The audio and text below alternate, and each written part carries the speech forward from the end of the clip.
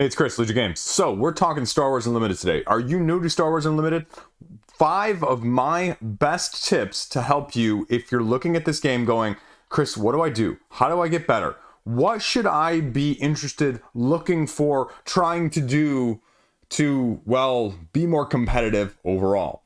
So 5 tips I'm going to give you after I've played about 50 games. Now, comparison-wise, I'm sure there's plenty of people out there who played more. But what I've seen so far, playing across all the different decks, against all the other different decks, commonalities, thoughts, things to be aware of, and things to be wary of.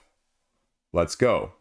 Number 1, this game is all about the resources. So tip number 1 is get more resources. Sounds really obvious, but it's a thing that's just overlooked time and time again. The main thing you need to win, get cards out. How do you get more cards out? Get more resources. So if you're not utilizing to the full extent cards that allow you to do so, to manipulate that to your favor, to get ahead of the turn count based on the resource available, well, then you're not maximizing and, getting it done as quickly as your opponent may be doing.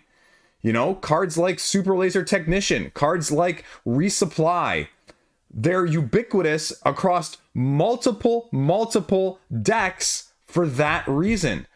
Not because people are going, oh, I just kind of like the way that looks. No, they're going because it helps you utilize all of the other strengths of the decks that'll play into a couple of these other points. More resources, more quick play. Again, it's an obvious thing, but it's very easy to overlook when you've got, oh, this powerful card, or I can vanquish this card, or I can maybe get this in. More resources. It's starting your engine build. This is an engine building, steamrolling game. Use it, use it, use it. That leads directly into point number 2, because your leader is so valuable, right? This is going to be split into 2A and 2B here. Getting your leader out as soon as possible, asterisk, part A.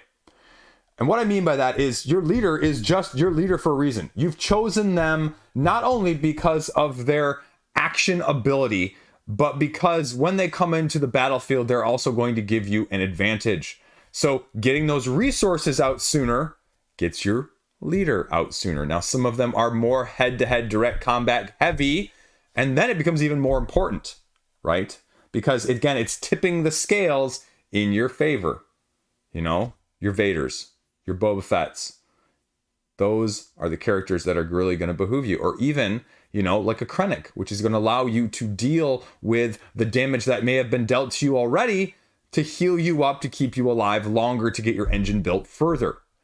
2B is a slight contrast to that. Slight. Because when I say get it out as fast as possible, I also say choose carefully, young Padawan.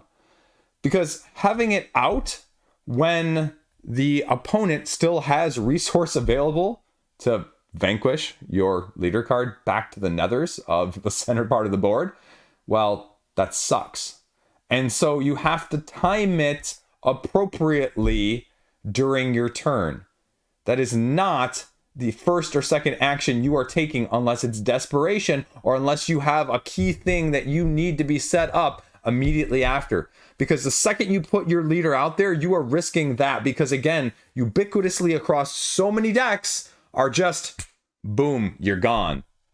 And you know what I'm talking about if you've had that happen. I've had it happen plenty of times in early games against computers and against human players where, whoops, didn't time that one right, see you later. And again, digging yourself into a huge hole that may or may not be, being able to dug out of if you can do it at all. And coincidentally, that actually ties into point number 3 here. Point number 3, know when to strike, but also more importantly, know when to pass. Because unlike a lot of other games, this game uses that initiative system, right? Where you grab initiative. You want to be the first person on the next turn so that your Devastator or whoever can be attacking, potentially wrapping up the game or preventing that person from doing the same to you because you're going before them. Having first turn is a massive, massive advantage in this game at the right time.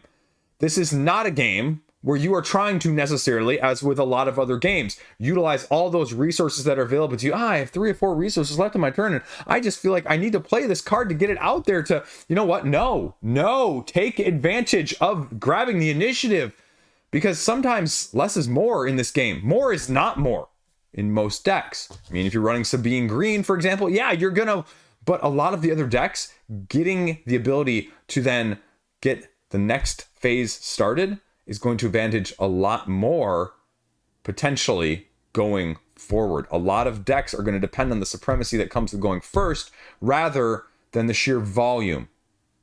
Quality sometimes over quantity, again, depending on what sort of deck you're running in that sense. The next 2, points 4 and 5, are going to go together as well. Point 4, deck synergy. You need to have decks that work well together. Cards that complement each other. They don't need to be all the same. They don't need to all share all attributes.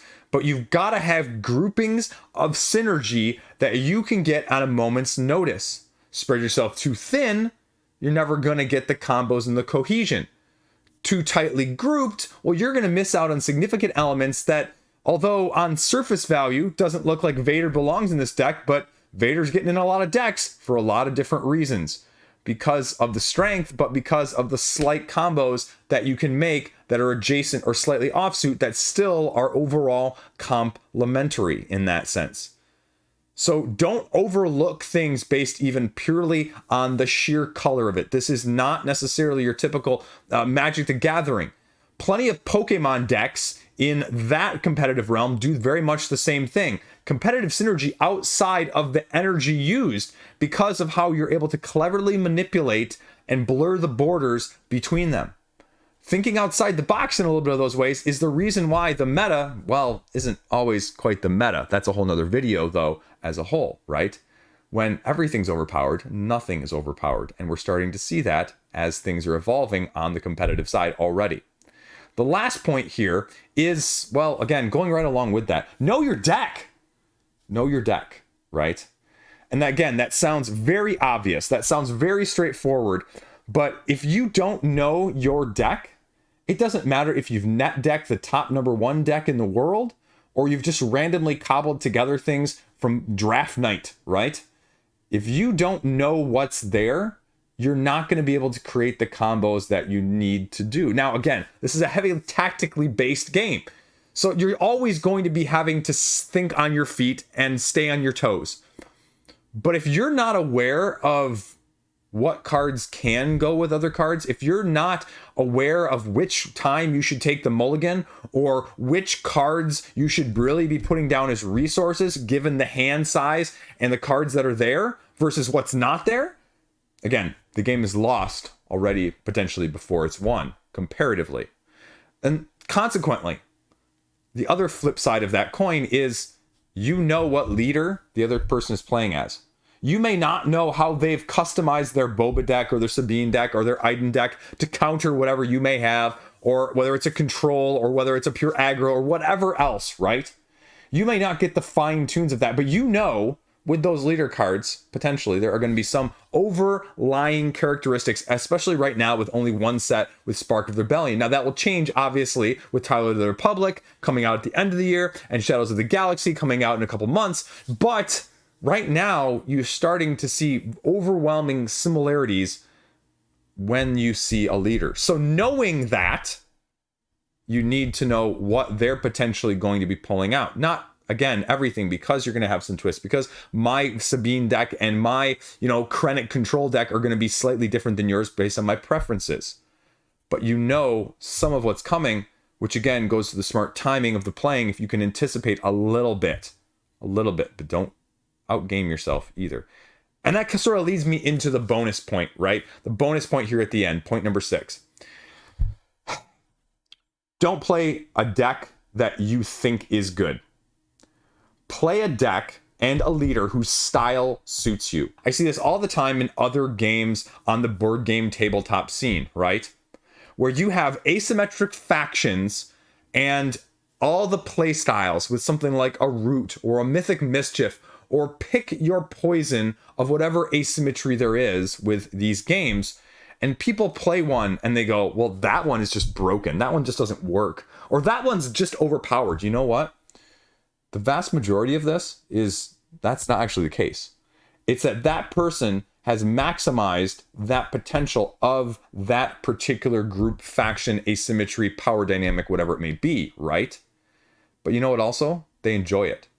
Because sometimes some of these just click better up here.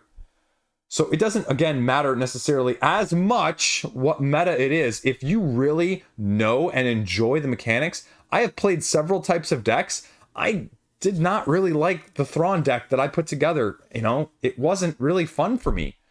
The gears of how to get that engine built, I know what they should be, but my brain doesn't do it well. Sabine, though, boom, boom, boom. The Boba, boom, boom, boom. You know, it just clicks better. So experimentation with which one fits the best for you, that's, I think, why we're starting to see, yeah, you're seeing the usual, you know, results online of the Boba's this and the Sabine's that, but that's also why you're seeing other things like Krennics pop up. You're seeing a Thrawn or a Vader that's done just differently, but also that the person understands it and enjoys it too, because that makes a big difference. So there you go. My 5 plus 1 tips for new Star Wars Unlimited players looking to get better. And bottom line here at the end is point number 7. Extra tip number 2, just going along with this one, play more. Play more. Play more. And if you get more played, you will start to know when to do some of these things. It's not always going to just be, if this algorithm happens, then play this. Oh, this tactical situation, I remember getting screwed the last time this happened. Recall, memory, muscle memory, recall memory here, just like a sports player, right? Same thing here. So there you go.